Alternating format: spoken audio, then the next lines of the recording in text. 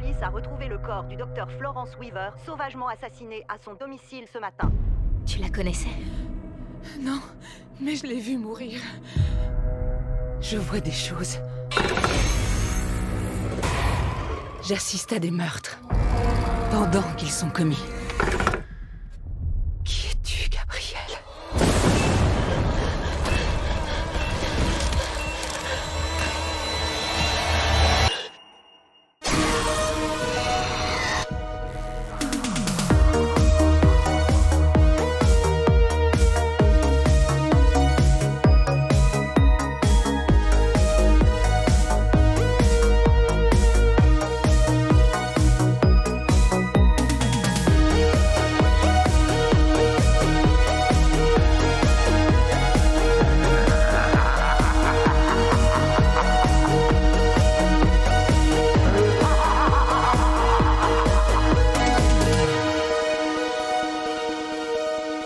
Bonjour à tous et à toutes et bienvenue dans ce 3e épisode de la Jumpscare Spooky Season, le cycle d'Halloween de Jumpscare, votre podcast hebdomadaire sur le cinéma horrifique. Encore un épisode très demandé aujourd'hui, demandé sur Twitter, demandé sur Instagram depuis les débuts de Jumpscare. Vous avez lu le titre de l'épisode, vous savez de quoi on va parler. Aujourd'hui, c'est Malignante. Malignante est un film réalisé par James Wan, sorti en septembre 2021. Tout juste sorti des tournages de films à gros budget comme le premier Aquaman et ayant du temps à tuer avant que la suite de ce dernier justement commence sa production, James Wan a soudainement envie de revenir à ses premiers amours et de refaire un film d'horreur avec un plus petit budget auquel il a été habitué ces dernières années, et de rendre hommage aux films qui l'ont influencé en tant que cinéaste, notamment le giallo des années 70, les films d'Argento, les romans de Stephen King, les films de Frank Henenlotter comme Basket Case, et même un petit film japonais qu'on a déjà évoqué dans le podcast, Evil Dead Trap, l'excellent Evil Dead Trap au passage. Un mélange étonnant, expliqué par une envie du réalisateur qui voulait que Malignante se distingue de ses précédents films d'horreur comme Saw, Insidious, Conjuring, qui eux avaient tendance à suivre des formats plus familiers, le torture porn, les maisons hantées, etc. Malignante, lui, secoue les attentes du public avec une histoire beaucoup plus imprévisible que tous les films de sa carrière. Et c'est l'instant où on va devoir vous annoncer, avant d'aller plus loin, que pour cet épisode, on va spoiler comme jamais, vu que Malignante est un film à twist. Donc, on vous recommande vivement de couper ce podcast tout de suite et d'aller voir le film, qui est dispo très facilement sur Netflix si besoin.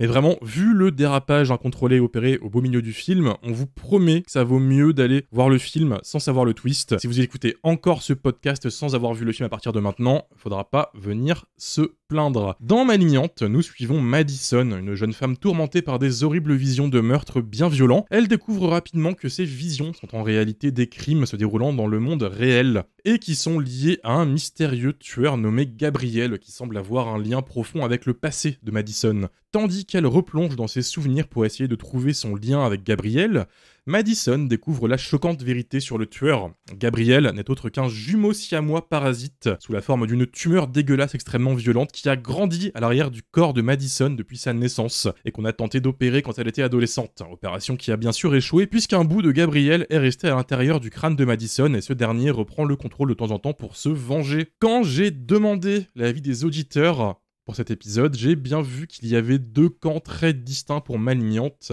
Les croyants, qui crient au chef-d'œuvre et à un des meilleurs films d'horreur de ces dernières années, ou les non-croyants, qui ne voient en Malignante qu'un simple nanar complètement con qui se fout de la gueule du spectateur. Et aujourd'hui, on va essayer de trancher entre les deux camps. Et pour ce faire, nous sommes en présence de Mathieu, de la chaîne YouTube Le Coin du Bis. Salut. Mylène, de la chaîne YouTube Welcome to Prime Beach. Hello. Dario, salière chez Jumpscare. Salut. Lily, rédactrice pour le blog du cinéma. Bonjour. Et moi-même, Romain, votre hôte. Alors, Pourquoi je suis le seul à pas avoir une vraie intro?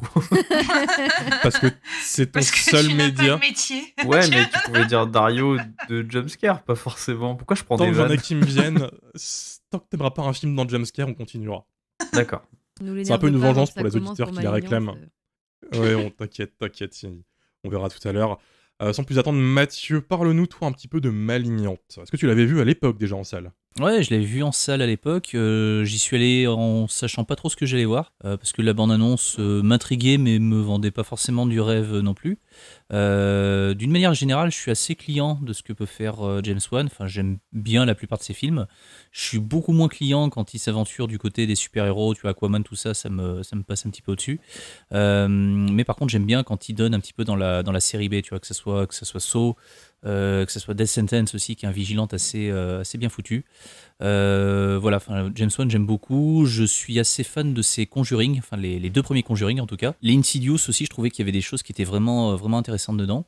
Et en fait, je suis assez content que James Wan revienne à des trucs un peu plus série B dans l'esprit que des gros blockbusters façon Fast and Furious 7. Même si je trouve que Fast and Furious 7, c'est parmi les meilleurs épisodes de la saga. Voilà. Donc au final, Malignant, j'avais pas forcément de grosses attentes, mais j'étais quand même un petit peu curieux de savoir ce qui pouvait se cacher derrière.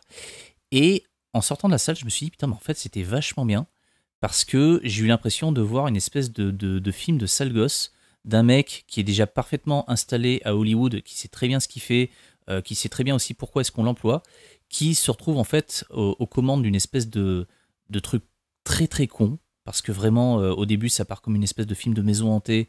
On ne sait pas trop où est-ce que se situe la menace. Est-ce qu'elle est dans la tête du personnage principal? Est-ce qu'il y a une entité? Est-ce qu'il y a un fantôme? Est-ce qu'il y a un tueur? On se pose pas mal de questions. Et plus on avance dans le film, plus on comprend que ça part dans un truc qui est très très série B, voire même très cinéma bis en fait dans l'esprit. Enfin, il y a pas mal de films auxquels on pense quand on regarde Malignant. Et il y a pas mal aussi d'effets spéciaux en latex, vraiment, qui font pas mal de clins d'œil au cinéma de Frankenheimer notamment. Moi, c'est quelque chose qui m'a beaucoup plu. J'ai clairement passé un bon moment. Je dis pas que c'est le film de l'année, forcément, mais j'ai été un petit peu surpris de voir à quel point les critiques étaient partagées sur le film, dans le sens où c'était soit du génie, soit une bouse infâme.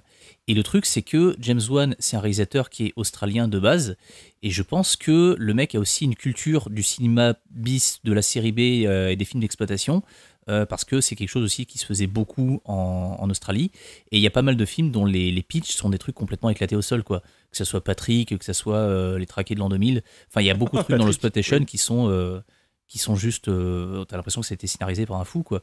Et j'ai retrouvé un petit peu ça à la sauce hollywoodienne quand même, dans ce film-là, dans le sens où, effectivement, à partir du moment où le twist arrive et on comprend le pourquoi du comment, oui, clairement c'est n'importe quoi. On se rend compte qu'il y a des trucs qui, d'un point de vue de la logique, ne fonctionnent absolument pas. Il y a des scènes qui devraient même pas être là. D'un point de vue médical, le truc tient absolument pas la route, mais en fait, on s'en fout.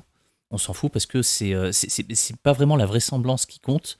Là, pour moi, clairement, c'est le ride, c'est le côté hold-up du truc, dans le sens où le mec, en fait, a pris des millions pour faire une espèce de film bis. Le mec a fait une espèce de série B de luxe, en envoyant chier, en fait, toute la logique, et en célébrant une espèce de cinéma qui n'aurait jamais dû avoir ce type de budget, quoi.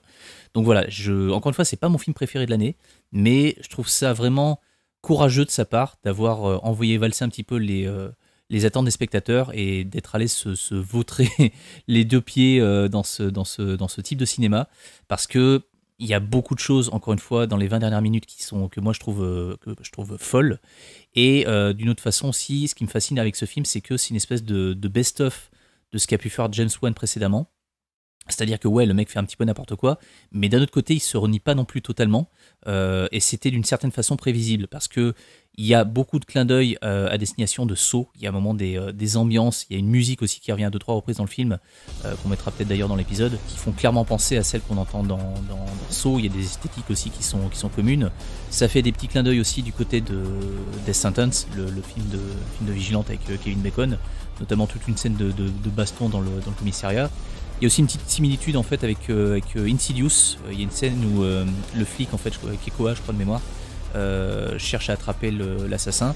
Et toute cette séquence-là est filmée un petit peu comme dans Insidious, quand Patrick Wilson en fait allait dans l'au-delà, je sais pas comment ils appelaient ça, dans le lointain, je crois. En termes de composition, voilà, oui, c'est assez similaire. On retrouve aussi des plans très très millimétrés, très storyboardés, qu'il y avait un petit peu dans Conjuring avec les vues de dessus là. On a notamment une scène comme ça au début de Malignante.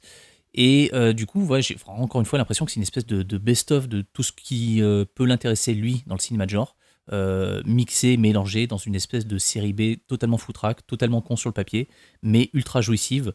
Si tu la compares à tout ce qui pouvait sortir d'Hollywood à l'époque, pour moi c'est une très bonne surprise et je serais pas loin de penser que c'est un des meilleurs films de James Wan. Et je t'écoute et je te pose la question, je vous pose la question. Si on suit ce que tu dis, c'est un film qui est très référentiel sur James Wan, sur ce qu'il a fait avant. Est-ce que vous pensez que c'est un film qui est accessible pour ceux qui connaissent pas James Wan? Oui et non.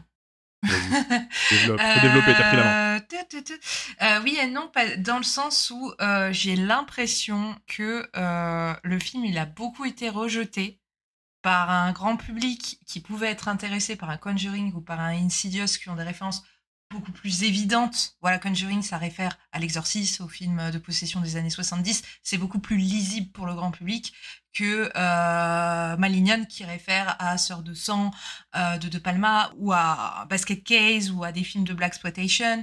J'ai l'impression qu'il y a eu un rejet à ce niveau-là. Mais pourtant, c'est quand même recraché à la sauce James Wan. C'est-à-dire que James Wan, c'est un très bon entertainer d'horreur grand public.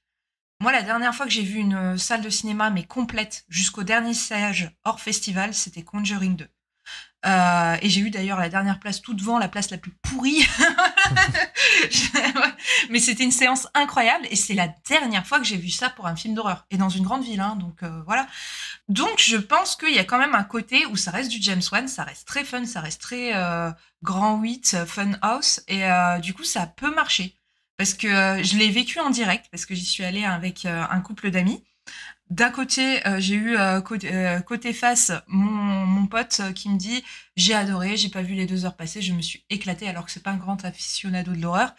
Et côté pile, donc son copain qui lui m'a dit c'est un gros navet. J'ai rien compris, j'ai trouvé ça imbitable vraiment et j'ai trouvé que c'était too much, voilà. Donc je pense qu'il y a 2 poids 2 mesures. Tu peux l'apprécier si tu te prends un peu au jeu grand entertainer de James Wan, mais tu peux passer aussi complètement à côté parce qu'il a mis tout dedans là. Là, il s'est fait plaisir. Et en même temps, moi, c'est ce qui me plaît dans ce film. C'est ce qui me plaît vraiment dans ce film, c'est que là, il se permet. Tu vois, là où dans des Insidious ou des Conjuring, il allait plus vers des références plus lisibles, comme je disais tout à l'heure. Là, tu sens qu'il s'est dit, allez, j'en ai plus rien à foutre, je mets de la blaxploitation, je mets du N.N. Lauter, voilà, il y a un peu tout mis dedans, quoi. Et pour les aficionados, ça peut être très très plaisant, quoi. Il y a même une scène en fait qui semble tout droit sortie d'un whip, quoi, d'un Woman in Prison, où en fait l'héroïne se retrouve en tôle. Et toutes les meufs qui sont dans la même cellule qu'elle, c'est juste des caricatures, quoi. Et j'ai percuté vraiment en revoyant le film, parce que c'était la 3e ou la 4e fois que je le voyais, que le personnage de la blonde, enfin la fille qui est la plus agressive en fait dans la cellule, c'est Zoé Bell. Et Zoé Bell, c'est une grande cascadeuse en fait à Hollywood, et c'est pour les personnes qui voient pas, c'est dans Boulevard de la Mort. Zoé justement, celle qui s'accrochait à la bagnole à la fin du film, et elle est juste méconnaissable dedans, quoi. Mais il y en a plusieurs en plus dans Malignante des cascadeuses. Oui, si. Il y a, je sais plus comment elle s'appelle. Il y a Marina Mazepa qui joue Gabrielle. Oui, voilà, il y a elle. Connue pour tous les personnages maquillés, souvent un peu monstrueux. Exactement. Resident Evil, Welcome to Raccoon City, Lisa Trevor, c'est elle. En fait, dès qu'il y a un monstre féminin un peu difforme qui bouge bizarrement, elle est pas loin. Oui, c'est à elle que je pensais. Mais j'avais lu, il me semble avoir lu quelque part que dans la scène du commissariat, il y avait plusieurs cascadeuses dans l'histoire. Ah bah c'est sûr. En même temps, t'as vu la séquence du commissariat, vu le bordel, ça. Elle est. Mais évident. Ça, tu vois. Alors oui, ça réfère à plein de trucs un peu obscurs, mais James Wan Entertainer, la caméra, elle bouge dans tous les sens. Il y a beaucoup de mouvements, c'est hyper rythmé. Bah ça fonctionne, quoi. Voilà. Je la trouve incroyable cette scène. C'est ma scène préférée. Le mouvement et la narration sont hyper maîtrisés. C'est ça le truc, c'est qu'il bouge dans tous les sens, mais il maîtrise parfaitement où est-ce qu'il va. C'est ça qui est fou. J'ai dit Marina Mazepa. Si vous nous écoutez, tapez Marina Mazepa avec un Z sur Google, vous allez vous éclater. Il n'y a aucune photo d'elle qui est normale sur le tapis rouge. C'est-à-dire qu'au lieu d'avoir une robe, elle vient en marchant comme l'exorciste et en sautant partout, parce que visiblement c'est son délire. Donc c'est le casting parfait pour Gabrielle. C'est très marrant d'avoir ça devant moi en plein enregistrement, c'est risqué. Ce que je voulais dire, c'est qu'aussi, toutes ces références, nous, on les a parce qu'on est des gros geekos, mais je me demande si les gens vont pas rejeter en fait le film parce qu'ils ont pas du tout capté toutes ces références. Moi, je suis pas sûre. Oui, c'est ce que je viens de dire. Hein. Je rejoins totalement Lily là-dessus, et c'est pour ça que ça vient de là, mais on va laisser le débat se faire petit à petit. On va aller vers Mylène. Mylène, quand on parle de Malignante, toi, tu nous dis c'est mon biopic. Totalement. Pourquoi ? Alors déjà, What ? je vais paraphraser une grande queen. Je vais vous dire qu'en fait, malignante, James Wan, il a pris un miroir et il l'a mis face à mon âme. Oh, putain. C'est totalement ça. Non, je suis allée voir Malignante quand il est sorti au cinéma à l'époque avec Demoiselles d'horreur. Et je me rappelle que, je sais pas si elle a un souvenir de cette séance, mais elle l'a vécu très bizarrement parce qu'elle arrêtait pas de se retourner vers moi et de me dire « Toi aussi, tu saignes sur ton coussin durant la nuit. Toi aussi, tu fais des trucs comme ça. » Donc là, c'est maintenant où je suis obligée de vous dire le contexte parce que j'en ai trop dit ou pas assez. Moi, je me suis fait opérer du cervelet, donc j'ai un cervelet beaucoup trop gros qui s'appelle Gabriel. Voilà. Et du coup, pour ce faire, on m'a ouvert le crâne. J'ai une belle cicatrice de 20 cm derrière la tête. C'est exactement la même cicatrice, enfin peut-être pas exactement, mais une cicatrice similaire à celle du personnage principal dans le film. Et du coup, quand j'ai vu le film avec mes potes, ça a été la grande blague de dire que moi aussi, j'avais un Gabriel qui me sortait de la tête régulièrement. Et d'ailleurs, Mathieu, tu as dit Il est sympa, le tien. Oui, Lily a l'habitude de jouer aux cartes avec. Elle m'a dit ça il y a quelques temps. Bon, apparemment, il fait aussi le ménage durant la nuit. Voilà. Trouvez-vous un Gabriel, c'est très très important. Mais Mathieu, il disait tout à l'heure, niveau médical, c'est pas hyper juste. Bah justement, en le revoyant, quand j'ai revu le film là, il y a quelques jours, je me suis dit, mais en fait, c'est vraiment la même opération que la mienne. C'est une craniostomie. En plus, quand ils expliquent, oui, alors voilà, on va remettre dans la cavité, machin, j'étais là. Moi, je sais, j'y étais. Donc voilà, c'est pour ça. Mais moi, j'ai pensé à toi en le revoyant parce que quand j'ai vu Malignant, c'était peu de temps avant qu'on se rencontre, donc je n'avais pas connaissance. Et là, en le revoyant, au moment où ils expliquent l'opération qu'ils font, j'ai fait oh putain, c'est exactement le truc que Mylène. Donc oui, il y a quand même une petite cohérence. Je pense qu'ils ont fait 2-3 recherches. Je suppose James Wan d'avoir eu connaissance d'une maladie similaire à la mienne ou j'en sais rien, parce qu'en plus, ce qui est marrant, c'est que marrant, c'est peut-être pas le terme, mais quand ils essayent d'enlever Gabriel, du coup, ils ne peuvent pas totalement le retirer parce qu'il est rattaché au cerveau. Et du coup, c'est là que ça se base. Et en fait, c'est pour ça aussi qu'ils font une craniotomie, parce que le but, c'est de faire de la place dans le crâne pour remettre en fait les morceaux qui restent, quoi. Donc, ça ressemble vraiment beaucoup à ce que j'ai eu comme opération. Et du coup, ça m'a vraiment fait marrer. Je me suis dit, ah ouais, quand même, c'est très, très similaire. Donc, du coup, c'est devenu un peu un running gag que de dire que Malignante, c'est mon biopic. Mais pas que pour ça. Hein. Voilà, ça, c'était le côté plus médical et sérieux. Mais c'est aussi mon biopic parce que Malignante, ça, je m'en suis rendu compte que maintenant, je sais pas pourquoi. Mais en fait, c'est un slasher. C'est trop bien. C'est reparti. Mais c'est trop bien, en fait. C'est une tuerie. Ça y est, allez. Mais c'est une tuerie. C'est un slasher fantastique. Il y a des néons. Bon, les néons sont moches. Mais c'est pas grave, c'est James Wan, je te pardonne. J'adore les musiques. Comme l'a dit Mathieu, c'est souvent des thèmes qu'on retrouve dans Dead Silence. Je suis la seule à aimer ce film. J'adore ce film, il est trop bien. Dans Dead Silence, on retrouve aussi le thème de Saw qui se répète et tout. Là, pareil, il y a des petits clins d'œil et tout. Et en fait, mais ce film, c'est ultra jouissif. Moi, j'avais rarement pris mon pied comme ça en salle. Et surtout, je pense que ça faisait très longtemps que je ne m'étais pas tapé un ride comme ça. Franchement, ça se voit que James Wan, il se fait hyper plaisir. Il fout tout ce qu'il a envie de foutre. Il en a rien à faire du résultat. Il y a des scènes d'ailleurs qui sont lunaires. Et à chaque fois que je le revois, j'ai du mal à vendre ce film parce que souvent je dis que c'est une comédie, ce qui n'est pas du tout le cas. Mais moi, c'est un film qui me fait beaucoup rire, mais pas rire en mode je m'en moque pas, tu vois. Mais genre, il me fait beaucoup rire parce qu'il y a des moments, il y a des scènes qui sont tellement pondues, un peu limite comme une telenovela, que je suis en mode mais qu'est-ce qui se passe ? Notamment la scène où j'ai oublié le nom du personnage principal. Vous allez m'aider. Emily ? Non, c'est pas Emily. Madison. Emily, Madison, c'est son nom. ouais. Voilà. Emily, ouais. Du coup, Madison annonce à sa petite sœur qu'elles ne sont pas liées biologiquement. Et cette scène, mais quand je l'ai vue au cinéma pour la première fois, elle m'a fumé de rire. Genre vraiment, elles sont posées sur le lit en 2 secondes. Elle dit « Ah non, en fait, je suis pas ta sœur, hein, mais viens, on va boire un café, quoi. » Je dis « Ok. » Et à partir de là, j'ai compris. En fait, au début, le film, il commence comme un film de fantôme hyper random, hyper classique. Tu te dis, je vais me faire chier, tout machin. Et à partir de ce moment-là, tu comprends. Tu comprends que James Wan, en fait, il va pas te donner la vieille soupe et que là, tu vas te faire vraiment plaisir. Et j'avoue que après, mais notamment la scène dans le commissariat où il y a le portrait robot vieilli. Enfin, tout est lunaire. Il y a des et je pense que c'est pour ça que les gens ont dit à tort que c'était un nanar, ce qui n'est pas le cas. Mais c'est juste qu'il y a des situations qui sont presque drôles en fait, tellement elles sont rocambolesques. Et puis il y a des scènes qui sont il met les pétards à fond. Je veux dire, c'est le Fast and Furious du film d'horreur, quoi. Et c'est incroyable, franchement. C'est vraiment un film que j'aime énormément et que j'aime beaucoup faire voir à des gens qui sont pas forcément fans d'horreur. Et c'est là où du coup je suis pas forcément d'accord dans le sens où il faut les références pour l'aimer, parce que j'ai l'impression que quand le film est sorti, du coup donc il y a eu 2 teams, ceux qui l'ont aimé d'amour tout de suite comme moi, des gens de bon goût, et ceux qui l'aimaient pas, voilà, je vous juge. Et du coup j'ai l'impression que les gens l'ont pas aimé parce qu'ils l'ont beaucoup jugé, et que c'est notamment des fans d'horreur qui l'ont jugé en disant putain mais en fait c'est complètement con, mais en fait ça j'ai trouvé ça nanardesque et tout, en mode un peu pédant, comme si le fait que le film soit hyper jouissif, hyper décomplexé, et que James Wan il se fasse vraiment plaisir dans ce film. Moi je trouve que c'est son film le plus honnête qu'il ait réalisé de toute sa carrière. C'est pas forcément un chef-d'œuvre, mais c'est le plus honnête. Et j'ai l'impression qu'il y a eu vraiment un truc un peu pédant vis-à-vis de Malignante. Et j'avoue que ça me blesse parce que c'est mon biopic quand même, franchement, aimer ce film. Voilà, Gabriel, il est sympa quand même. Mais voilà, pour revenir sur un point un peu plus sérieux, j'adore Malignante.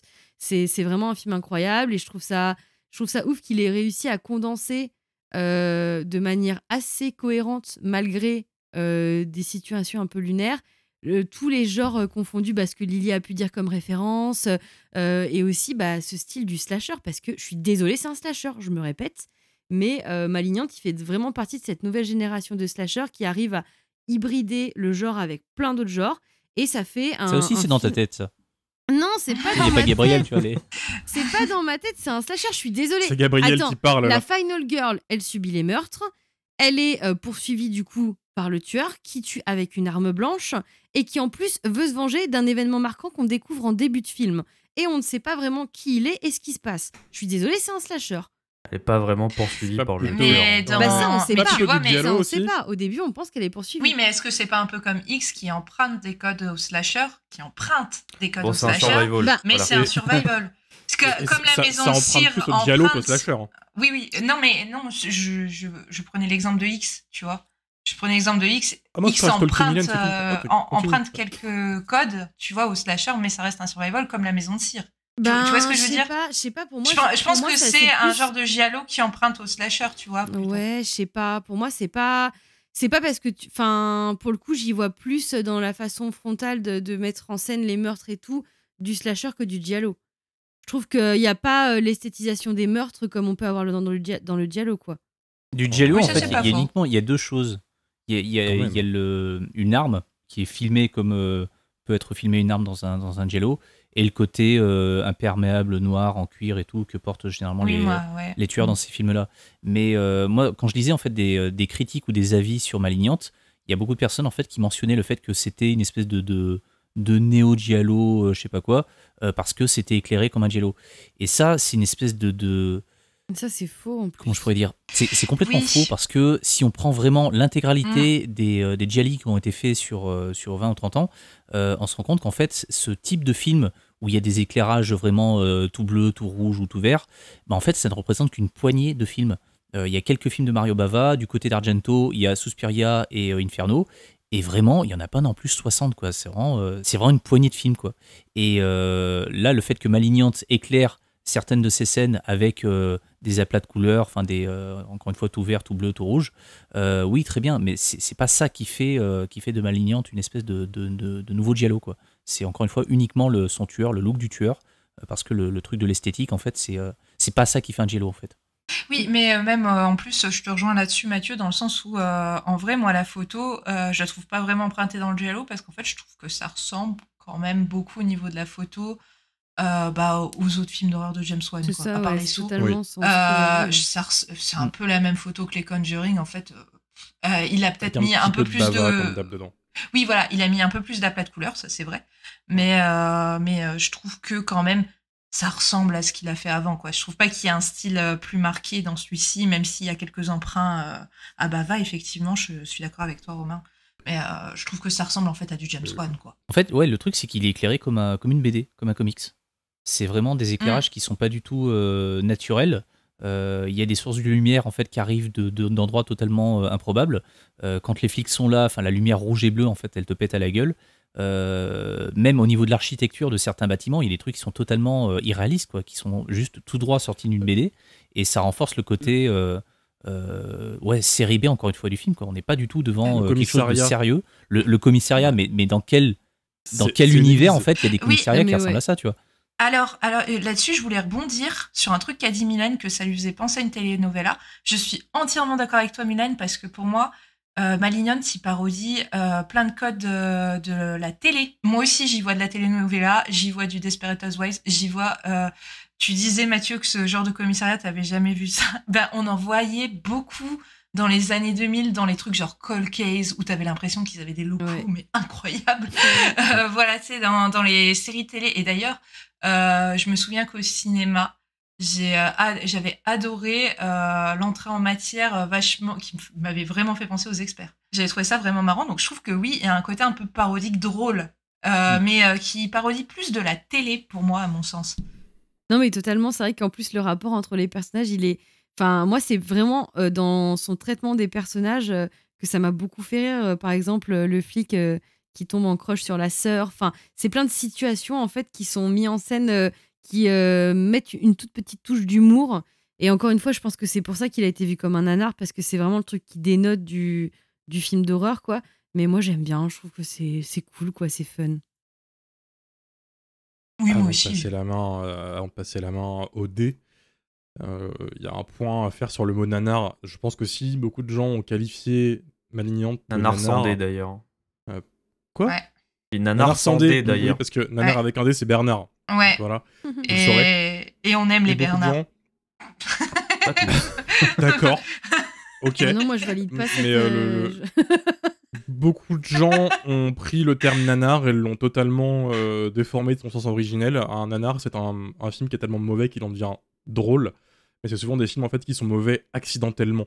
On parle de Devil Story, on parle de Whitefire, des films qui partaient d'une bonne intention, mal branlés et qui ont vraiment dérapé pendant le tournage, pendant la production, pendant le montage. Spookies. Ça donne des choses un petit peu folles. Ou Spookies. Vous voulez un bon exemple de ce genre? Voilà, écoutez notre épisode sur Spookies. Ou notre épisode tournage maudit qui a Devil Story dedans.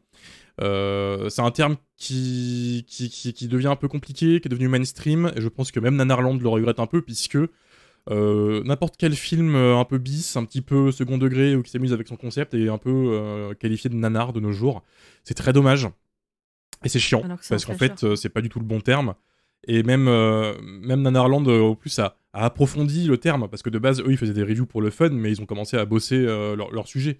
Et il y a un terme aux États-Unis qui existe, qui est, je préfère, c'est cult films, ce qui serait traduit par film culte en France, mais c'est pas du tout la même signification. Mais les gens utilisent un peu ce mot à tort et à travers, alors qu'on est face à une production qui est bis et qui est totalement au courant de ce qu'elle fait. Et donc à partir du moment où le film est au courant qui fait un dérapage comme ça peut pas être un nanar en fait. C'est peut-être bien de le rappeler pour les gens qui ne savent pas. Et ça me fait chier quand je vois des gens du milieu qui sont censés avoir un peu de légitimité utiliser le terme malignante égale nanar assumé. Voilà, c'est gratuit, c'est une C'est base. pas parce qu'il y a des trucs nanardesques que ça en fait un nanar non plus. Mais ça, c'est vrai pour n'importe quel film. Exactement, et il y a eu cette vague de faux nanars lancée par The Asylum avec des Sharknado et tout ça qui ont envahi le marché et qui ont foutu un peu la merde. Et je peux comprendre que que des gens en fait aient du mal à bien délimiter le genre, mais voilà, c'est peut-être un petit point que je voulais faire là-dessus. Petit coup de gueule. Il y a aussi peut-être une confusion entre nanar et absurde. Enfin, c'est pas parce qu'un film est absurde Oui. et va vers des directions auxquelles vous vous attendez peut-être pas forcément de base que le truc est forcément nanardesque en fait. C'est pas parce que la fin du film ça part dans tous les sens que c'est forcément débile. Non, il y a un côté jouissif en fait et il faut juste accepter de vivre le truc tel quel quoi, sans forcément chercher plus loin. C'est pas parce que voilà c'est absurde et que c'est irréaliste que c'est forcément mauvais quoi, non. Exactement. On va continuer avec Dario. Alors toi, tu l'avais déjà vu le film ou pas? C'était la première fois que tu le voyais? Une fois n'est pas coutume, c'était la première fois que je le voyais, ouais. Ah, c'est bon. T'étais au courant du twist? Non. Quand le film est sorti, je savais qu'il y avait un twist, mais enfin qu'il y avait un truc qui faisait un peu parler. Et du coup, j'ai tout fait pour rester en dehors de ça et avoir aucun spoiler. Donc j'y suis allé comme au premier jour. Est-ce que t'as préféré à Terrifier? Est-ce que t'as passé une émission assez terrible la semaine dernière? Est-ce que t'as passé un meilleur moment déjà aujourd'hui? Oui, mais c'est pas non plus c'est pas non plus un chef-d'œuvre. Hein. Redescends. T'as quoi contre redescends, nos âmes, Romain. là, Désolé, Dario désolé. Je quitte désolé, les Jumpscare. âmes. Au revoir. Vas-y, on se casse. Lily, viens, on part avec Gabriel. Voilà, parce que- Ça devient compliqué, Ouais. Dario, ça devient compliqué. Gabriel, Je serai peut-être pas là pour la saison 3. De sentiments. Que ton âme se jette alors. Moi, j'attends qu'elle termine. Vous offrez une scène post-crédit fabuleuse à l'épisode. N'oubliez pas que c'est moi qui monte l'épisode, hein, quand même. C'est Mathieu qui monte l'épisode. Et tu fais pour lui. Lui et tu fais pour Moi. Voilà. Et non, mais tu sais que ça fait une semaine que ça tourne en boucle dans ma tête. Voilà. Elles ont contré Dario avec de la musique. Tellement elles ont peur de lui. Et de la musique de qualité. Ouais, Najwa Bélized sur tous les MP3. Ouais, voilà, les MP3 des jeunes. On se ressaisit. Allez, on se ressaisit. Laissez- Dario, dis-nous tout. Attendez, je suis perdu, moi, avec l'histoire. Mais il attend un peu de sentir. La vie, c'est pas un chef-d'œuvre au dessin. Je pense que aussi, moi, de base, je suis pas fan du cinéma de James Wan. Je pense que c'est souvent... alors, vous allez dire que je suis un peu hypocrite parce que je suis le premier dans Terrifier à critiquer le fait que ce soit très très mal cadré. Et je trouve que James Wan, il a tendance à trop bien cadrer ses films. Je sais pas, je sais pas pourquoi. vraiment mais une genre- relou. C'est vraiment une grosse merde. mais en fait, je trouve Malignan super joli. En fait, le film est très beau, mais j'ai l'impression que ça dessert un peu le film et je saurais pas trop pourquoi. Je pense parce que justement, il a ce scénar en fait de série B et en même temps, il est filmé comme un triple A, comme un Conjuring ou un truc comme ça, quoi. Et je trouve qu'il y a une dissonance entre ce que je vois et ce que le film me raconte. Mais encore une fois, je comprendrais qu'on me dise que je suis une merde parce que je critique un truc qui est littéralement l'inverse de ce que je critique d'habitude. Est-ce que tu veux peut-être pas dire trop... tu dis trop propre. Trop peut-être propre ou peut-être trop numérique parce qu'on est sur de la caméra Le côté numérique, ouais, il est dur et du coup ça rejoint aussi ce que disait Lily sur le côté série télé où je trouve que vraiment on dirait que c'est une série Netflix, quoi. Toutes les séries Netflix elles sont un peu filmées de la même manière depuis des années et je trouve que Malignante il a un peu ce truc là en même temps. Il n'était pas sur un gros budget, c'était 40 millions de dollars donc je comprends que tu partes sur justement des budgets plus faibles et du coup ça ressemble beaucoup plus à une série. Et d'ailleurs par rapport à la série il y a aussi le côté générique d'intro. Il y a un générique d'intro, c'est vraiment un générique de série, quoi. Pour vraiment le plus gros bémol qu'il y a dans Malignante selon moi c'est que le film se trahit tout seul. Genre minute 12 il y a une reprise de Where is my mind des Pixies. Je suis Moi, désolé je mais du coup mais non, mais elle est très bien, c'est pas un souci, mais c'est juste que minute 12, tu comprends en fait le twist qui va arriver dans le film, quoi. Mais c'est pas grave. Moi, j'ai pas été surpris une seule seconde devant le film. C'est-à-dire que minute 12, ok, donc c'est ce qui va se passer, machin. J'avais évidemment pas tous les détails en mode c'est un cancer, parasite, mes couilles, machin. Mais je trouve que c'est un peu dommage parce que le film, en fait, t'emmène vers un twist tout le long. Du coup, tu le vois arriver, tu sais ce que c'est, et en fait, il ne te surprend pas. Du coup, c'est un peu un non-twist, en fait, finalement. C'est un non-événement, et je trouve ça un peu dommage. Et en même temps, je sais pas comment il aurait pu faire d'autre, parce qu'il y a vraiment un côté, justement, un peu série B, qui fait que le twist, si tu l'introduis pas vraiment très très tôt, tu peux dire, attends, mais ça sort d'où ce truc-là Oui. Donc je trouve que c'est quand même bien dosé par rapport à ça, mais c'est juste que, gros, mets pas la musique de Fight Club, en fait. Je sais pas, c'est une musique qui est tellement rentrée dans l'imaginaire collectif de... c'est la musique de Fight Club, le film où... je vais spoiler Fight Club. Où il y a un dédoublement de personnalité. Si tu le mets, en fait, minute 12, c'est évident que les gens vont penser à ça, ou alors, sans même s'en rendre compte, ils vont avoir Fight Club en tête, en fait. Et je trouve ça... vraiment hyper dommage. Moi, j'avais pas la Ouais, référence. moi non plus, j'ai pas pensé à Fight Club, mais peut-être qu'on est con, Lilian. Complètement zappé. Non, mais moi, c'est juste j'ai zappé Fight Club, tu sais. Non, mais en fait, Intéresse pas c'est beaucoup. évident que de toute façon, c'est le personnage de Madison qui pose souci, Déjà, quoi, parce parce que, qu'elle porte comme une dit Dario, il y a plein de perruque. trucs en fait qui sont qui t'annoncent le truc avant qu'il y ait le twist en question. À un moment donné, il y a un plan où elle est face à son ombre et l'ombre, en fait, elle est clairement mise en fait dans le cadre pour que tu comprennes que c'est pas juste une ombre, tu vois. Il y a des petits jeux comme ça avec un miroir notamment, où Ouais, en fait, ça tu le comprends quand tu revois le film, mais ce qui est montré en fait dans le miroir, c'est pas la totalité du reflet de Madison, c'est juste une partie de son crâne. Et la première fois que tu vois le film, en fait, tu fais pas attention à ça parce que de fait, ce qu'il y a dans le miroir, c'est une partie pas intéressante ou pas signifiante. En tout cas, c'est ce que tu crois au premier visionnage. Mais quand tu revois le film, tu dis ok, d'accord, la réponse, elle était déjà là, tu vois. Après, comme dit Dario, Du en fait, coup, le moi, générique du début, je le voyais direct, quoi. t'as plein C'est de le petits trucs problème. qui te l'annoncent ou quoi. Mais effectivement, cette musique, je suis d'accord, c'est un petit peu de trop. Mais Après- c'est que ouais, je l'ai vécu différemment du coup parce que moi j'ai tout de suite ce que tu disais Mathieu avec ce miroir notamment ou l'ombre, je suis tout de suite dit bah oui ok bah c'est sûr que c'est ça maintenant en fait c'est beaucoup trop évident je trouve en fait. Après, ils disent dans la scène d'introduction, hein, si tu regardes bien, tu regardes le film, la scène d'introduction dans l'hôpital, ils te disent en fait, direct, plus ou moins le twist. Oui. Ils misent tout sur le côté paranormal pour que tu oublies cette introduction où on te dit littéralement, faut qu'on exorcise cette tumeur Oui, et tout à tout, fait. t'as été méchant Gabriel. Enfin, tout est là dès le début. Ouais. Et je pense que si tu Euh, as les indices, tu peux en effet te retrouver plus à attendre le twist qu'à vivre le twist. mais en vrai, moi, je trouve pas ça très grave. Alors, j'y reviendrai après, mais dans le sens où, pour moi, c'est pas vraiment un twist, en fait. On s'en doute. On s'en doute qu'il y a un truc, même si t'as pas deviné qu'elle a un frère siamois collé derrière le crâne, Un twist. même si tu l'as pas deviné texto, tu te doutes qu'il y a un truc, quoi, avec Ouais. elle. Voilà, dès le départ, comme l'a dit Mathieu, quoi. Je puis pense sa que, forme. voilà, t'es pas vraiment là pour ça aussi parce que, alors, ça, c'est si t'es un geekos un peu relou comme nous, mais moi, j'ai tout de suite senti l'inspiration de Palma, Sœur de sang. Donc, je me suis très vite dit, oh oui, oh oui, oh oui, oh oui, je le sens venir, quoi. Mais je suis pas vraiment là pour le twist, en fait. Donc, ça marche Ah, mais quand c'est juste même. que ça crée de la frustration en fait de voir des personnages comprendre un truc à 1h30 de film que toi t'as compris genre à la minute 12 et du coup t'es en mode bah allez avance un peu le film s'il te plaît.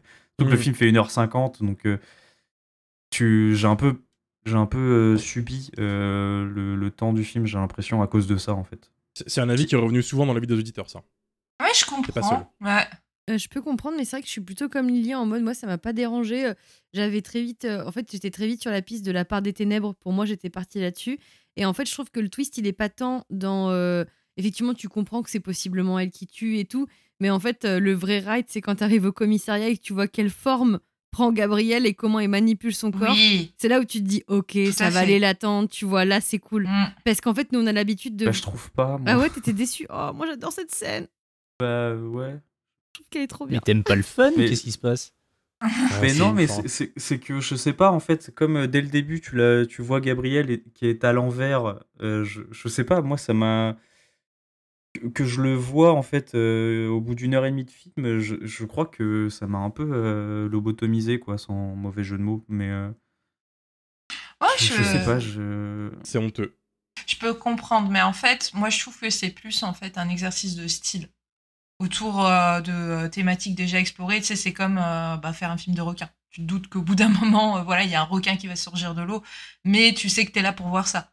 Après je comprends que vous aimiez ce film parce qu'il y a un truc un peu une espèce de tour de force en fait de faire venir autant de gens voir un film de série B parce que James Wan l'a réalisé quoi. Il y a un truc un peu punk limite. Mais en dehors de ça, moi je suis pas très client du film. Je trouve que la scène du commissariat, c'est une scène d'action comme on peut en voir 1000 dans tous les films américains un peu d'action qui se passent dans un commissariat qu'on peut voir.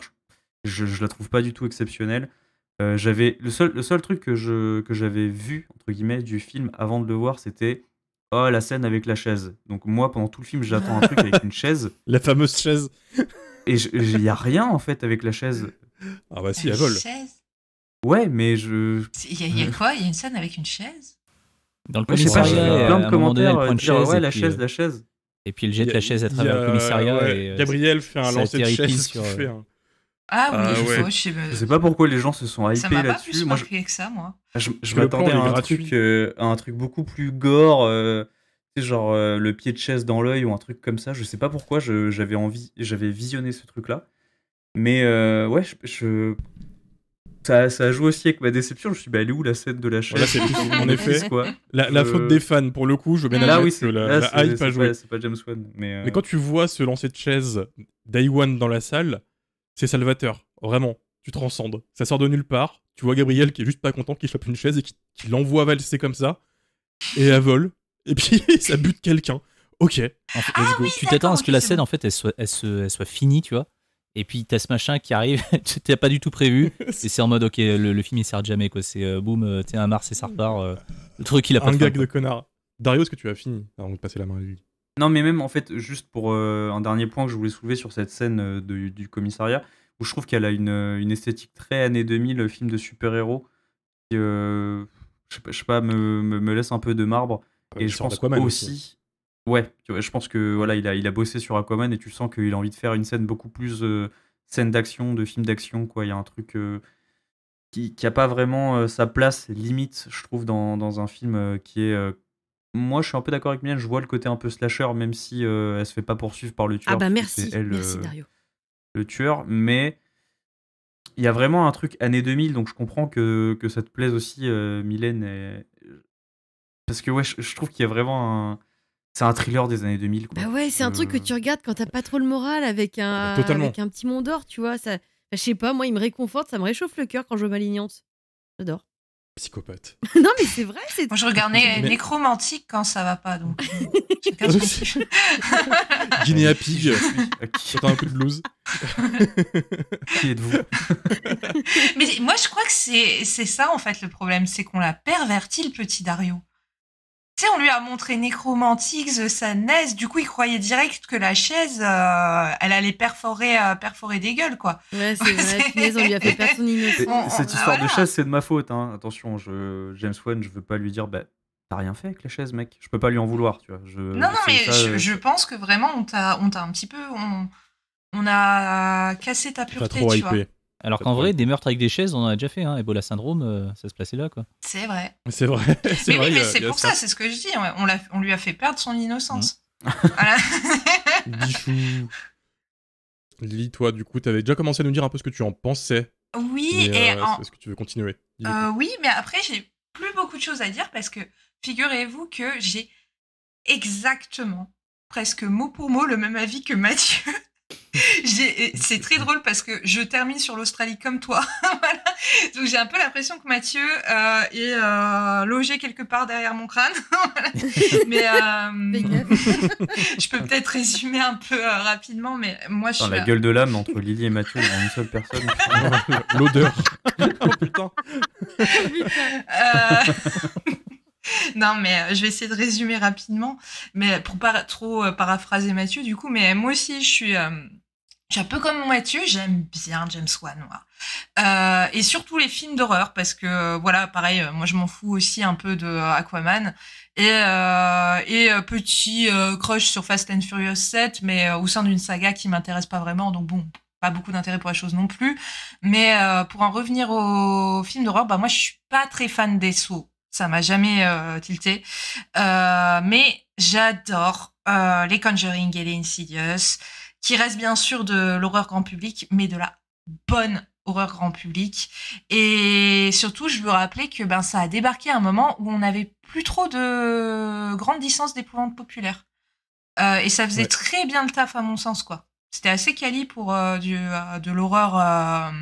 je dirais pas tout public, mais qu'on peut aller voir avec son ado sans se dire c'est pas Terrifier, quoi, tu vois. Voilà, ça reste un peu familial, quoi. Et j'ai été très surprise de voir que la sortie de Malignant, qui est quand même un film d'un réalisateur qui fédère quand même, c'est un peu fait en catimini. On a parlé de la réception du film, mais le film n'a pas eu aussi beaucoup de promos en France. Hein.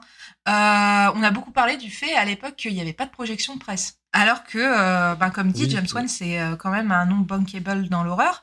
Et du coup, moi, quand j'étais le voir Day One, il n'y avait pas trop de retours critiques officiels et tout. Et j'ai été hyper choquée de la réception de Nanar, pire film de la carrière de James Wan. Je trouve qu'on a été à la fois très cruel et qu'on n'a pas aidé le film non plus. C'est-à-dire qu'on parle de la réception, mais il y a eu aussi un manque de promotion aussi. Et peut-être qu'on n'a peut-être pas laissé l'opportunité aux équipes du film de le défendre. En tout cas, dans Alors, tous les pays. Oui, Romain. est-ce que je mets juste mes 2 centimes là-dessus? Le film est sorti fin 2021, Oui, Covid. post-Covid, ouais. toujours. Faut pas oublier ça. Ouais, il y a Un ça truc que je voulais aussi. souligner que j'ai oublié du coup parce que j'ai été coupé sans cesse.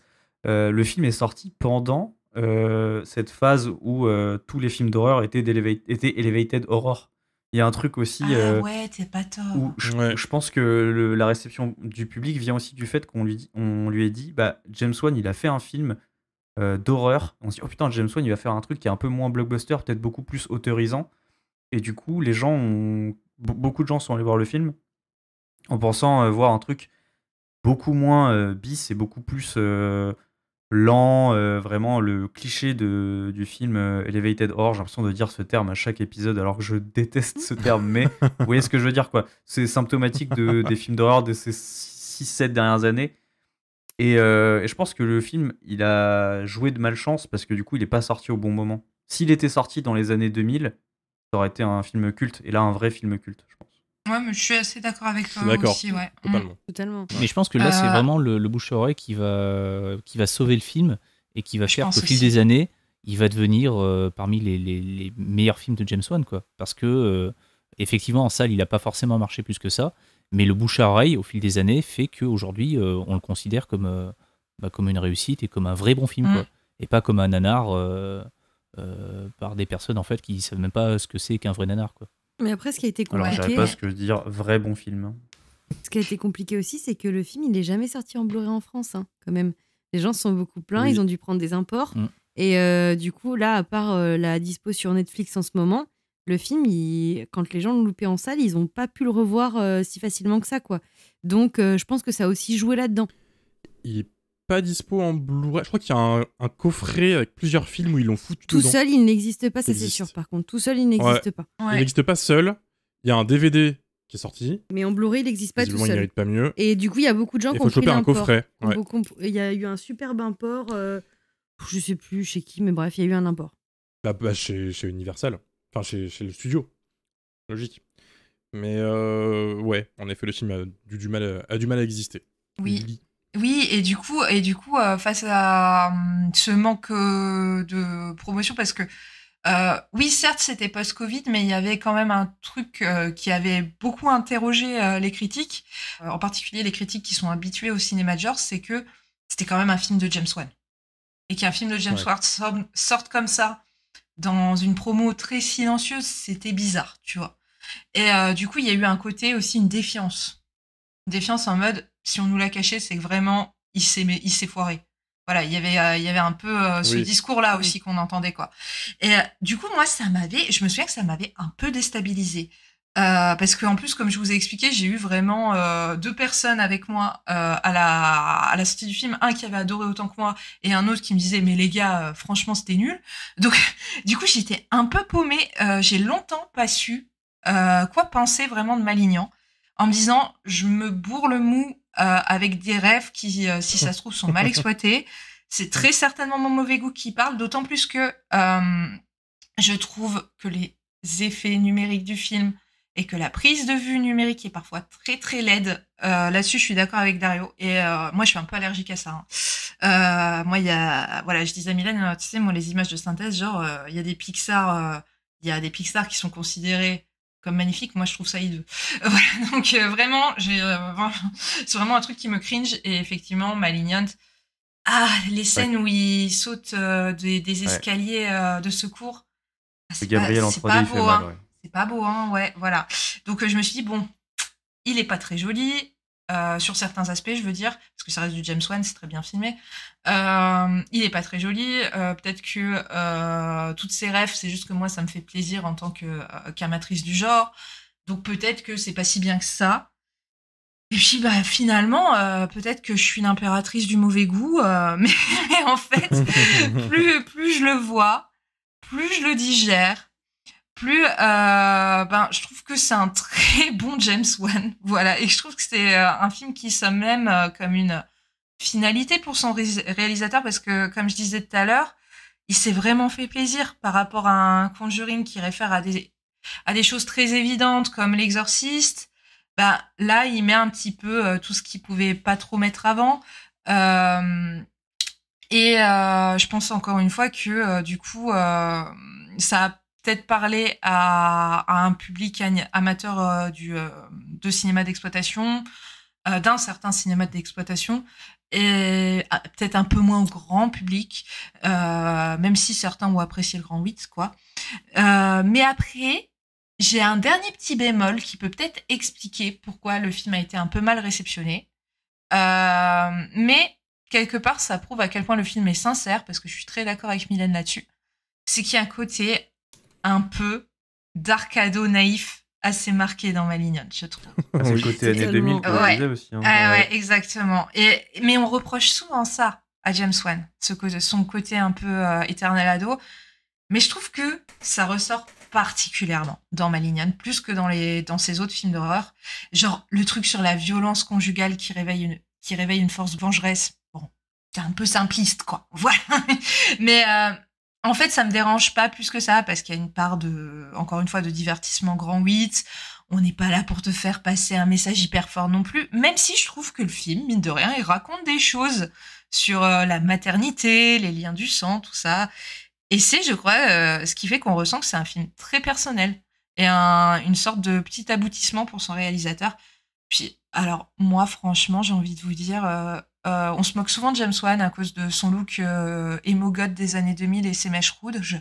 En fait, j'ai envie de dire, ça fait de mal à personne, hein, qui s'habille comme il veut. Voilà. C'est vrai. Voilà, qui se teinte les cheveux de la couleur qu'il veut, on est ensemble. Je vais prendre la main, parce qu'en fait, t'as gratté du doigt ce que je pense du film, mais personne y est allé, étonnamment. Je m'attendais à entendre ça ce soir, mais au final, je dois être fou. Vous dites que c'est un film où il se fait plaisir, c'est un film d'adolescent. Moi, j'y vois un film, justement, où il dit adieu à tout ça, un petit peu. Dans le sens où, en Le film de la 2019, maturité. 2020, exact, c'est pas maturité, mais le film où il dit adieu à ses trucs d'adolescent et à toutes ses rêves, parce qu'il est dans une sorte de phase de sa vie en 2021, 2020, 2019, 2022, où il a percé comme jamais. C'est plus du tout un cinéaste horrifique. On le sait, il a toujours un pied là-dedans, hein. Conjuring 2, le Conjuring Verse, etc. Mais il est appelé par DC Comics et Warner pour faire Aquaman. On le rappelle, c'est plus d'1 milliard au box-office. Il y a eu Fast and Furious, et il se met de plus en plus à être à la production qu'à la réalisation de projets de plus en plus ambitieux. Et en fait, là, il a fait Aquaman 2. Bon, c'est un peu un désastre, mais c'est, je pense, pas non plus totalement sa faute là-dedans. Tout ce qui se passe à DC Comics a dû influencer. Son prochain projet, c'est L'Appel de Cthulhu et un remake de la créature du Lac Noir. Oui. Des projets qui sont beaucoup plus sérieux et voire, on va dire, plus nobles, pour pas dire casse-gueule, parce que L'Appel de Cthulhu par James Wan, je pense que c'est le truc qui va soit en faire un des grands, soit c'est la fin de sa carrière. Il n'y a pas d'entre-deux. Lovecraft, c'est l'un ou l'autre, compliqué. parce que Hein. Cthulhu, c'est vénère. Ouais, je suis d'accord avec Lovecraft. toi. Mais je suis curieux, j'ai envie de le voir, tu vois, j'y vais. Et je pense qu'il était totalement conscient qu'il aurait plus le temps, plus l'argent et plus l'audience, c'est le bon moment pour faire Malignante. Je pense que dans Malignante, il a mis tous les post-it qu'il avait sur son frigo, qu'il a écrit avec sa femme, parce que Malignante, c'est un film qu'il a écrit avec sa femme, au passage. Vas-y bébé, on met Frank Adenlauter, on met de l'Osploitation, on met du Woman in Prison. Oh, Evil Dead Trap, vous connaissez, bah on met carrément Evil Dead Trap dedans. On le rappelle, Evil Dead Trap, un film d'horreur japonais des années 80, mi-Argento, mi-slasher bizarre, où il y a un délire de frères tumeurs bizarres à la fin. Excellent film, sorti chez le Chucky Film, qu'on a traité dans le jumpscare avec le mec qui a fait les effets spéciaux, qui était en France. Enfin, gros délire. Il met tout ça dedans, il touille, et il le balance en mode tenez. Et au passage, il met aussi un dernier pied dans ce style qu'il a créé, le Insidious style maison hantée, Darkos, bizarre. Et la première heure, c'est lui qui s'auto-parodie, et il le fait super bien parce que t'as des scènes que t'as déjà vues 1000 fois. T'entends un bruit en bas, les personnes descendent, il y a que du silence et des plans larges et tout, mais il le fait avec une sorte de décalage. Le cadrage est jamais aussi propre que dans Conjuring et Insidious. Les plans sont soit trop courts, soit trop longs. Tu sais qu'il y a un truc qui va pas, mais le mec a compris son style et arrive à le dévier. C'est quand même assez ouf. Et quand il dérape, alors là, c'est festival, quoi. Et je pense qu'il s'est dit, c'est le seul moment, c'est le seul endroit où je pourrais faire ça. Et c'est comme ça que moi je l'ai interprété. Et quand je me suis mangé le twist aussi Day One au cinéma, je me suis dit, mais qu'est-ce qui branche dans la première heure? Et puis tout d'un coup, une prison, tout d'un coup, un crâne qui s'ouvre, et là, c'est le drame, et la montagne russe commence.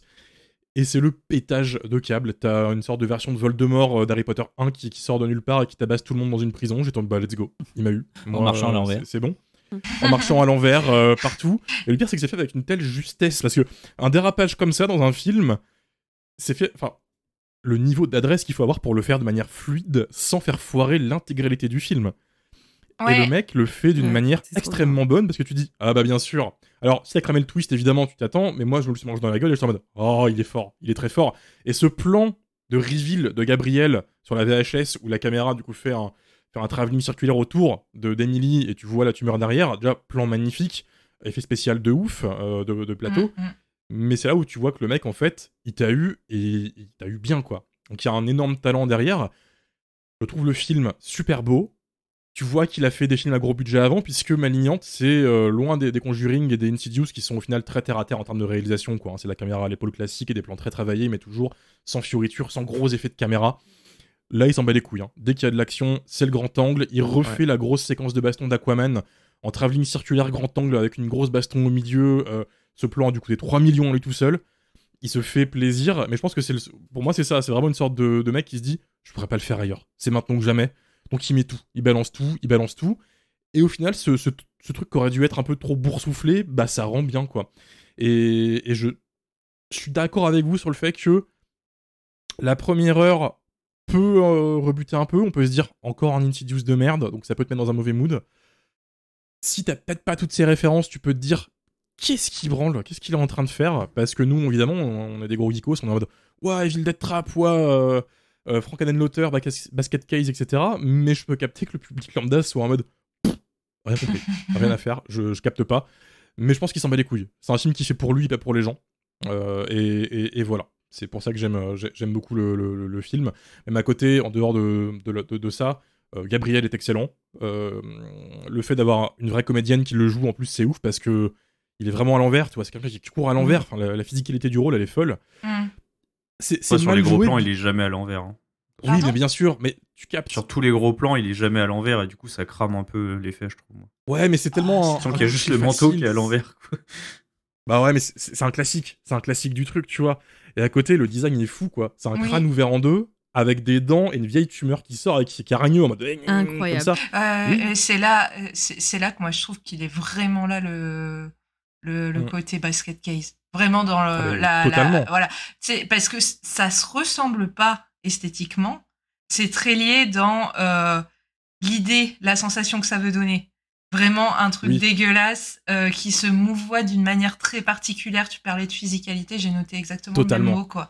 Voilà. Totalement d'accord. Parce que Belial dans Basket Case, c'est un délire aussi, quoi. Voilà, contexte pour les auditeurs auditrices qui ne connaissent pas Basket Case, qui nous écoutent, qui se demandent de quoi on parle. Frère de sang en France, au passage, son titre VF. C'est un film sur un mec qui se balade avec un panier. Et dans ce panier, il y a son frère siamois qui est une sorte de tumeur dégueulasse qui parfois sort du panier et bouffe les gens. Voilà. Ouais, et qui se mouvoie, en fait, c'est juste une espèce de boule de chair avec deux bras. Et pour se déplacer, en fait, il tire sur ses bras, sur le sol. Donc, ça lui donne vraiment une physicalité particulière. Voilà, c'est vraiment le mot. Comme Gabriel a une physicalité très particulière parce qu'il se retourne les membres et tout. Il se mouvoie de manière très rapide, mais de manière très saccadée. Voilà, c'est un petit peu... c'est lié à cet endroit-là, quoi. Oui, c'est ça. Donc voilà, en termes de design, c'est fou. Les séquences, on va dire, un peu plus ambitieuses, de vision, etc. aussi. Il y a quand même un sens de l'esthétique assez années 2000, en effet, assez numérique. Moi, j'aime bien, c'est ma cam. Je pense aussi qu'il rendait hommage à ce cinéma qui l'a forgé. Puisqu'au final, Dead Silence, Saw, surtout Saw, c'est quand même des films qui ont donné leurs pattes aux années 2000, en partie. Donc je pense que voilà, il disait adieu à un genre, il rendait hommage à ce qu'il a créé, au film qu'il aime, et il se fait plaisir, il ne faut pas aller plus loin. Et à côté, le film est d'une générosité qui, moi, m'impressionne à chaque fois, quoi. Les 20 dernières minutes sont, en effet, folles. Et il y a tout un film là-dedans, en fait. Mais je peux capter qu'il y a quand même une heure avant, et que si t'es pas dans cette première heure-là, si t'es pas à fond, ça peut peut-être pas rattraper la fin. Voilà, faut passer le cap. Mais pour moi, c'est excellent. Vraiment. Moi, je trouve qu'il y aurait un petit parallèle à faire entre ce film et Jusqu'en Enfer de Sam Raimi. Parce que Jusqu'en Enfer, en fait, il arrive à un moment où Sam Raimi, il avait enquillé quand même pas mal de blockbusters. Et nous qui étions fans des Evil Dead, on voulait en fait avoir une espèce de rail supplémentaire. Et il l'a pas fait avec un Evil Dead 4, il l'a fait avec Jusqu'en Enfer, où il y a des séquences là qui sont totalement folles. Et un petit peu comme avec Malignante, en fait, il va au bout de son délire. Et il y a une espèce de truc profondément, je pense, dégueulasse qui a dû être vécu comme une espèce de truc révoltant par tous les fans de Marvel en fait, qui ont découvert Sam Raimi via Spider-Man, mais qui ne connaissaient pas du tout Evil Dead.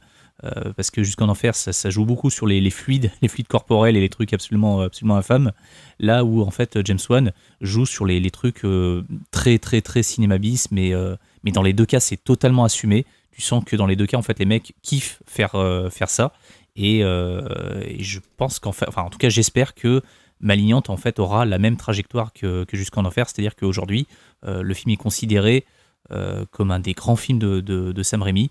Et peut-être aussi, comme tu disais Romain, potentiellement comme peut-être son adieu au genre, étant donné que dans les deux cas, c'est deux réalisateurs qui sont maintenant très très bien installés à Hollywood et qui vont peut-être plus forcément avoir le temps de faire ce qui ont fait leur succès à leur début, quoi. Ah bah oui, puisque sa boîte James Wan, Atomic Monsters, qui produisait un peu le Conjuringverse et tout, s'est fait manger par la Blumhouse.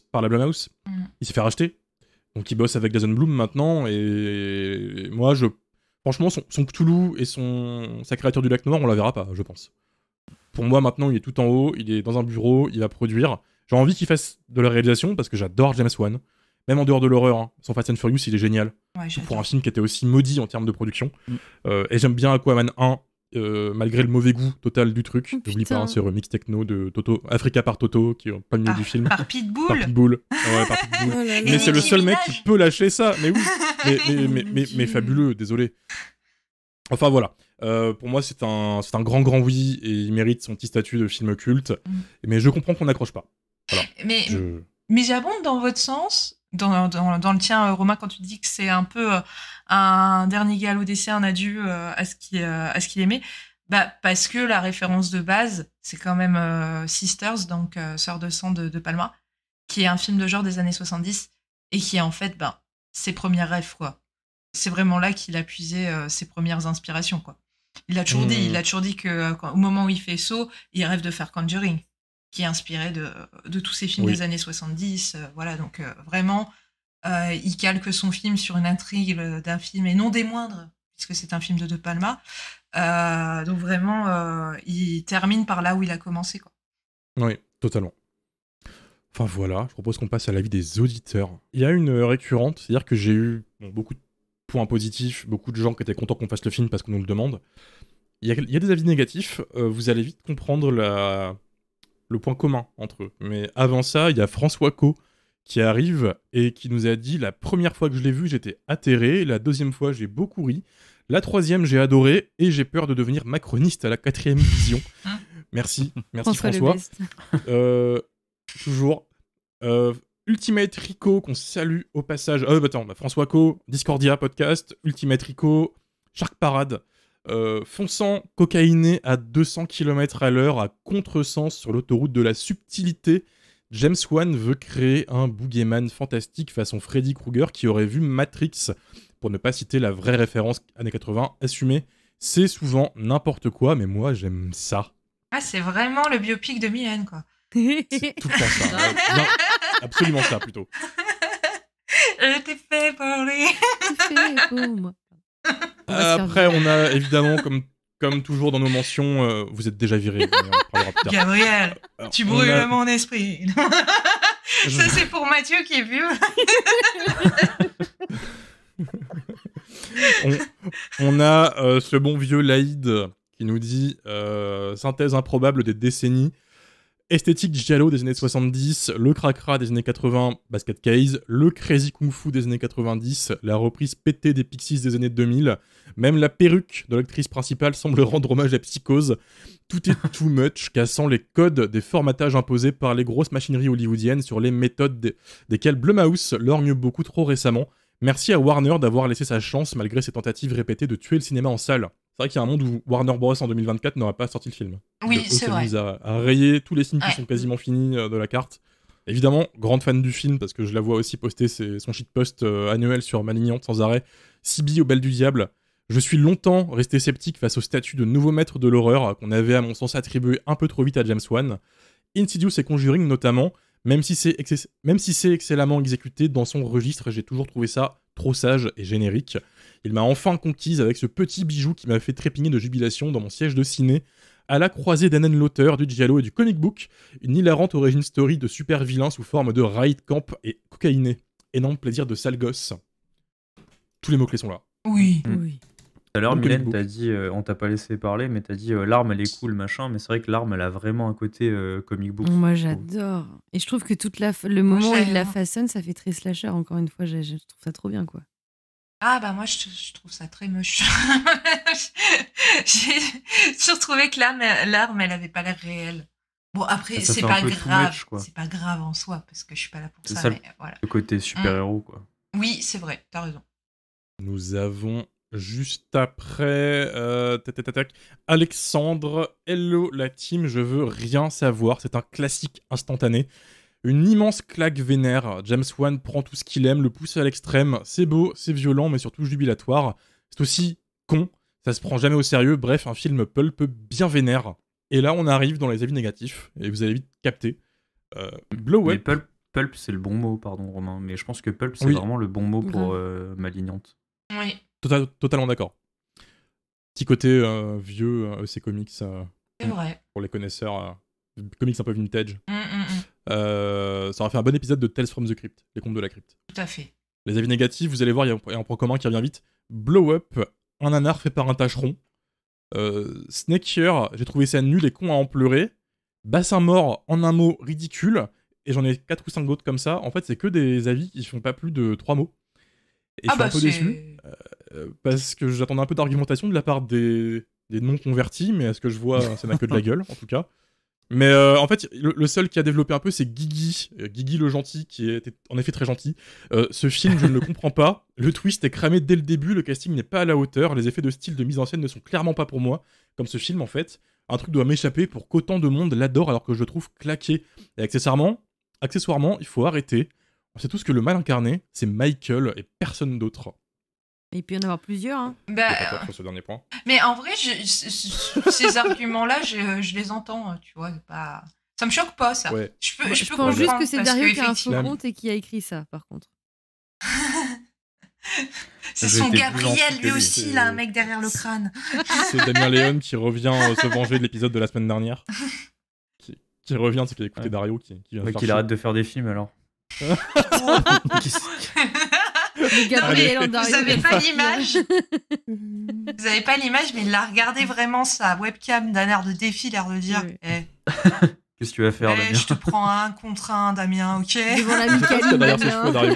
Il y a les cheveux longs, hein. Il y a les Ouais. cheveux longs, à tous les coups, il y a un. Oui, C'est alors moi, Damien je Léon derrière. pense C'est pour ça que j'ai cramé le twist. Je pense que Gabriel, dès le c'est plutôt Dario. Hein. Oui. Et derrière son crâne, il y a quelqu'un qui aime tous les films. Le Il y bon a Dario. moi. Il y a Ah beaucoup bah de choses aussi, derrière ton crâne. moi j'aime bien Komodo, moi. Écoutez, je crois qu'on va s'arrêter là, c'est tout pour aujourd'hui. Un petit épisode, un peu une pause dans la Spooky Season avant les 2 derniers épisodes qui seront plus mastoc. La semaine dernière, bien sûr, la semaine prochaine, Romain, t'es fatigué. C'est une carte blanche à Alt 236 qui vient avec un film. Est-ce que je le révèle ou est-ce qu'il peut changer encore de film? Non, garde le secret. Je garde le secret. Ouais, ouais. Eh ben écoutez, donc les 2 prochains films, c'est des films mystères, hein, puisque le prochain, vous le saurez donc à la sortie de l'épisode. Et le film d'Halloween, jeudi 31 octobre, c'est aussi un secret. Il n'y a toujours pas leak, et ça c'est bien. L'indice. Ah bah, je peux vous donner un indice. Serpent. Parfait, ouais, ok. 5 étoiles Ok. sur Letterboxd. Ça ouais, mettez bien dans la Letterboxd, c'est des gros indices ces temps-ci sur ce qui va se passer. Ce podcast va à sa perte. Par la faute de on Romain. se dit à vendredi prochain. Vous êtes piégés avec moi, je m'en bats les couilles. D'ici Tombera là, pas tout seul. portez-vous bien, n'hésitez pas à commenter, liker, partager, vous connaissez. Suivez-nous sur nos réseaux sociaux, Jumpscarecast sur Twitter et Instagram. Et d'ici vendredi prochain, portez-vous bien. Salut. Salut. Ciao. N'oubliez pas que c'est moi qui monte l'épisode, hein, quand même. Mais en fait, c'est un slasher. Mais en fait, c'est un slasher. Mais en fait, c'est un slasher. Mais en fait, c'est un slasher. Mais en fait, c'est un slasher. Mais en fait, c'est un slasher.